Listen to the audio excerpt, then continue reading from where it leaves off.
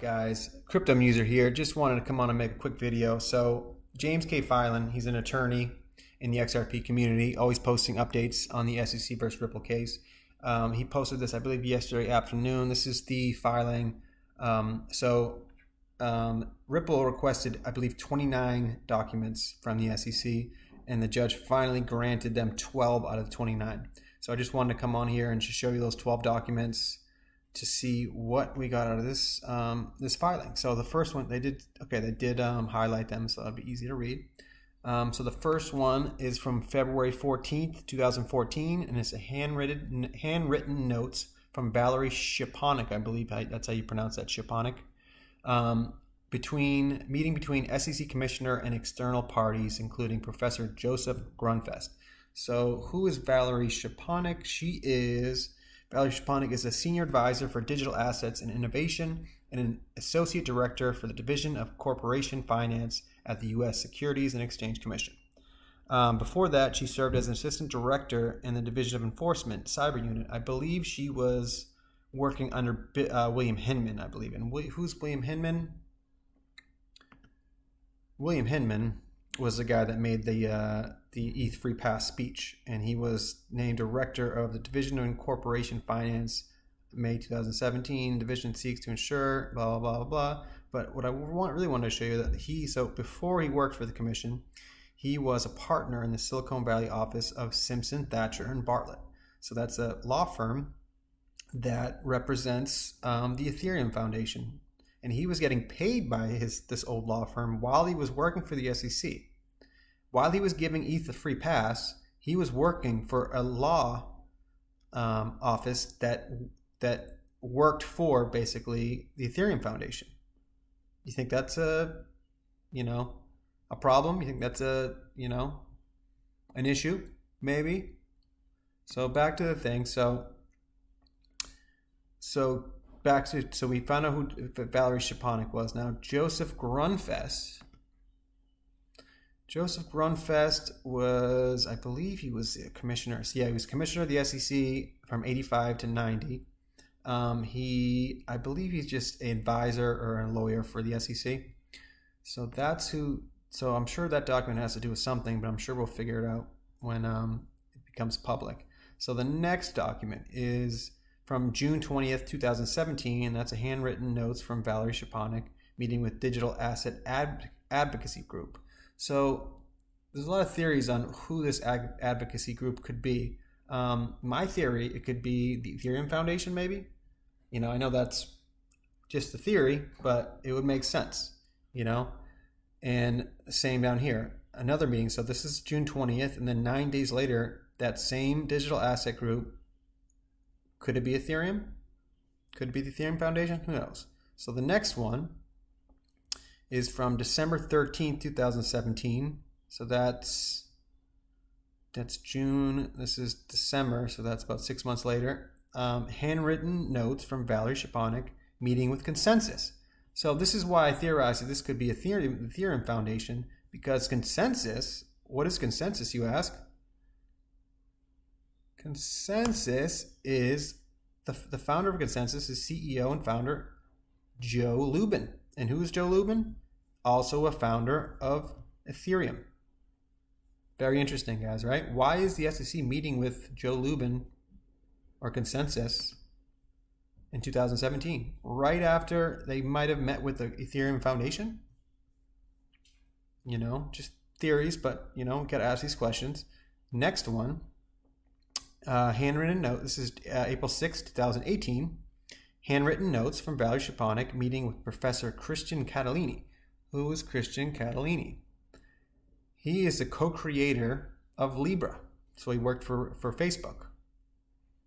That's interesting. So obviously more information about digital assets, what they were talking about, we'll find out.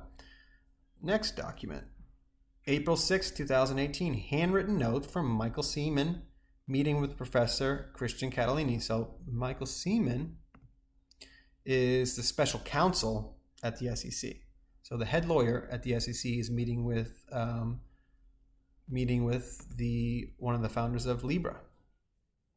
The next one, April 23rd, 2018, handwritten notes from Michael Seaman, meeting with consensus. Now the head lawyer at the SEC is now meeting with consensus, or basically Ethereum.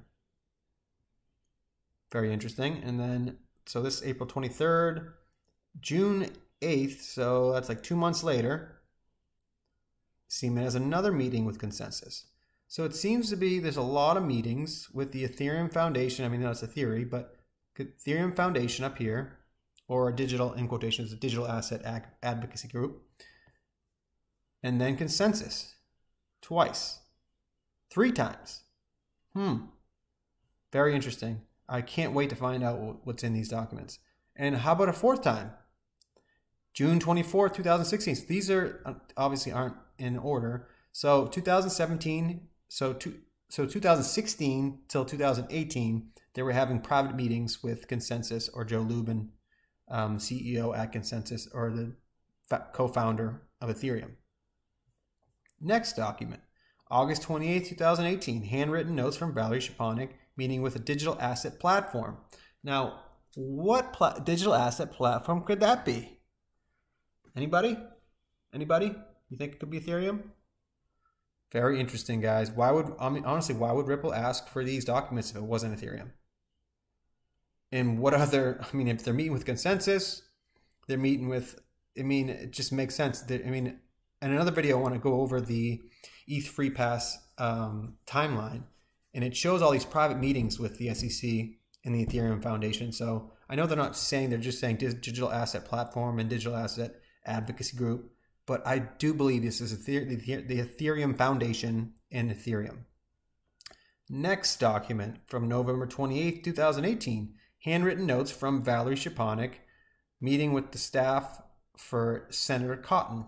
So I'm not sure what this document means. Maybe he's coming to ask about digital assets, maybe some clarity. Not sure about that one, but moving on. And I believe Tom Cotton, Tom Cotton is from, he is senator from Arkansas. Okay. Arkansas. So next document. So this is the most important one that I think I talked about in the last video I made, but this is from June 5th, 2018. Email to SEC personnel attaching draft of Hinman speech. So this is going to be those 20, I think it was 30 drafts of the Hinman speech that went out to different people that work for the SEC and other people we don't know. Could have went maybe to Joe Lubin or someone at a consensus or the Ethereum network. We will find out, and that's very interesting. And just to let you know, the reason why we got this document, and this over here is, these are the defendant's argument of why we got this this filing. So the SEC asserts the speech reflected only personal views of Mr. Hinman, so it is not tied to any policy process or agency decision. Contents of the speech are not an agency decision. So the reason why we got the contents of this, these 30 emails, 30 basically drafts of the email, is because the SEC argued that this was not an SEC opinion. This was just Hinman's personal opinion. So they kind of shot themselves in the foot there, and could have been protected if they said it was, they kind of like, it's a catch-22 for them, because, if they say it was the SEC's opinion, then they kind of lose the fair notice defense, because obviously there wouldn't be clarity in the market if you say that Ethereum and Bitcoin are securities, and then you're going to go sue XRP and say it's a security. So they but then when they say that it was only Hinman's personal opinion, then that still just leaves less clarity in the market, because obviously everybody that heard that speech thought that was, an opinion of the SEC. Ethereum blew up after that. People from the SEC and other attorneys, talked about that speech as SEC opinion. So it's kind of like a catch-22 for the SEC. They've really just shot themselves in the foot. They really couldn't have won that argument either way. But either way, now that they say that, it was Hinman's personal opinion, now Ripple gets these documents. So, I'm very excited to see what's in these documents, and just wanted to come on real quick and just show you what these 12 out of the 29 documents that we're going to get or we, I say, but that Ripple's going to get. And I'm very, very excited to see, what we get out of this. So just wanted to come on real quick and give you this information, guys. Just wanted to let you know I am not a financial advisor. If you need a financial advisor, go get yourself one. This is for educational and entertainment purposes only. Please like and subscribe, and I'll see you guys on the next one. Thanks, guys.